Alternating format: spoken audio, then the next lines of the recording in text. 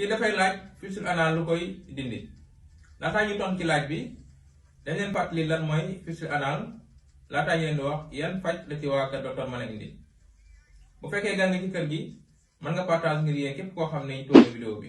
fistule anal jokkalante la bu am ci diggante glande anal yi ak peau région périanal bi moom la ñuy wax fes yi moom la ñuy wax toogukaay.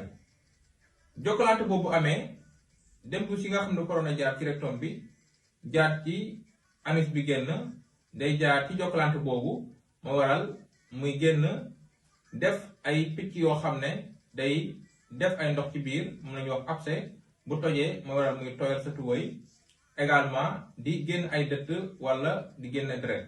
yu ci ëpp infection glande anal yi moo koy causé. yéen traitement la ci waa kër docteur mën a indi.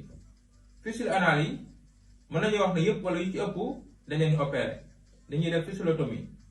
ginnaaw bañ ko opéré malade bi mën na jël ay garab pour gaawal tan bi mais également pour wàññi inflammation bi pour wàññi douleur bi. tontu bi loolu la woon ay dolli wala ay laaj ci commentaire yi pour yeneen vidéo ñi feebar yàlla na yàlla fëgg seen bopp jërë ngeen jëf.